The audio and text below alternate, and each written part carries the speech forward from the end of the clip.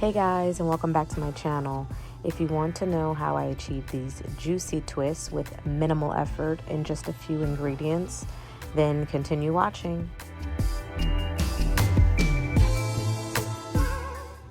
So in this video, I'll be showing you how you can make a pre-poo or a leave-in conditioner using aloe vera. The first step of making your aloe vera pre-poo or leave-in conditioner is to cut your aloe leaf. You can find this at pretty much any grocery store, ranging from $1 to $3. So first you're going to cut the part of the aloe leaf that has where the skin is white, because it does contain a yellow sap that can be toxic. After you remove that part, then you will just cut either the whole plant depending on the density and length of your hair, or you can cut off about the size that I cut off. Usually that's enough for me, especially when I mix it with the remainder of the ingredients. And the portion that you are not going to use of your aloe leaf plant, you can just cover with plastic and store it in your refrigerator. Then you're going to cut the sides of the aloe that has prickly edges, and then you're going to cut the aloe in half.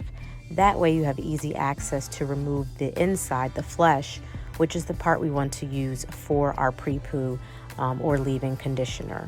So you'll use either or both a knife and spoon to pretty much gut the inside.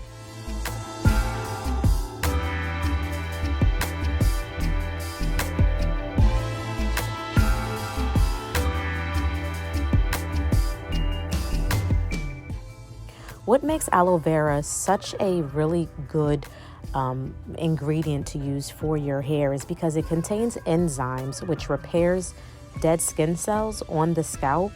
It also acts as a conditioner and leaves your hair looking and feeling really smooth as well as shiny. It supports hair growth, it prevents itchy scalps, and it reduces dandruff. While it works to soothe and calm your scalp, it also creates a healthy environment for hair cells to kind of flourish by clearing the sebum that's on your scalp that may be clogging your hair follicles. And if you don't know, clogged hair follicles actually prevents hair from growing. And now you're just going to take all of the aloe and place it in your blender and blend it until it's a smooth consistency. This part you do not want to skip. You definitely want to strain your aloe, whether that's using a pantyhose, a cheesecloth, or a nut milk bag like I'm using. You need to strain your aloe, because if you don't, you will be left with lots of bits and pieces all throughout your hair, and it can take you 3 or 4 washes to remove all of it. So it's really important that you do strain your aloe so that you can remove all particles that can be left in your hair. And because I'm actually using this as a leave-in treatment, it's even more important because I will not be washing my hair after I put this treatment on my hair.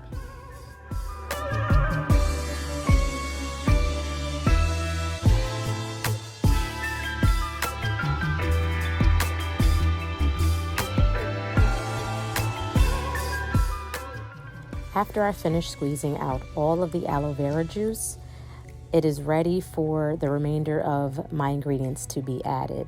But first, let's just look at all of these pieces that would have been in my hair if I did not strain it.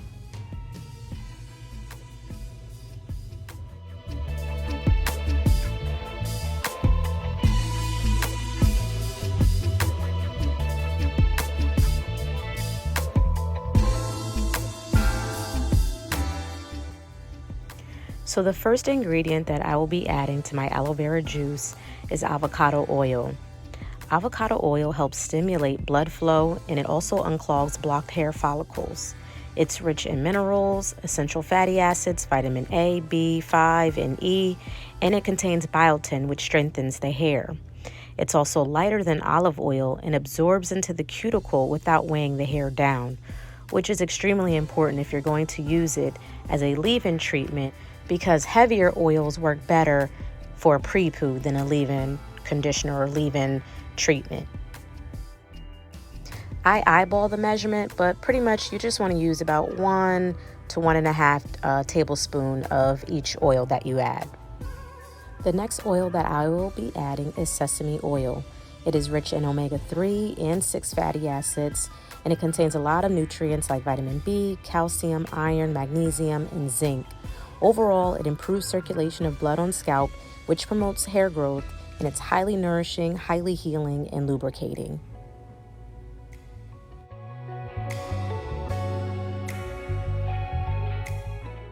And the last thing that I will be adding is a few different essential oils. Peppermint oil, because to be honest, I just love the way it feels on my scalp, but it does help increase the circulation on your scalp. I'll be adding rosemary essential oil that also stimulates the roots and improves hair growth. And then last but not least, tea tree oil, which also improves blood flow and allows nutrients to reach the hair follicles. I add about 8 to 10 drops of each. And the reason why I add essential oil is because I actually use this on my scalp and on my hair strands. So I take the time to actually massage this leave-in conditioner into my scalp.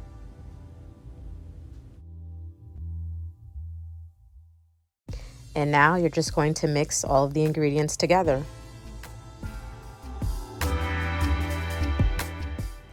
You guys, I just love this stuff. I use it as my leave-in or liquid in the LCO method, and it literally revives my curls.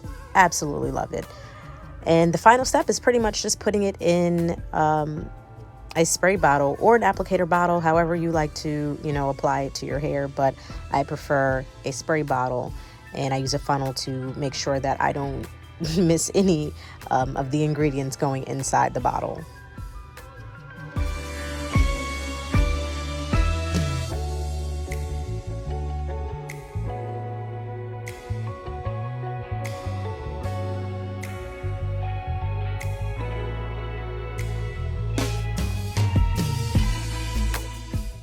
So as you can see, this treatment really leaves my curls defined, and it leaves my twist really plump.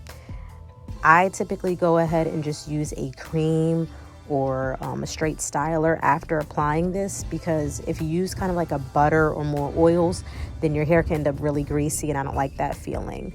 But that's pretty much it, guys. My hair stays moisturized for a whole week when I use this. This is one of my favorite things to do as a leave-in treatment. So I hope you guys really enjoyed this video, and thanks for watching.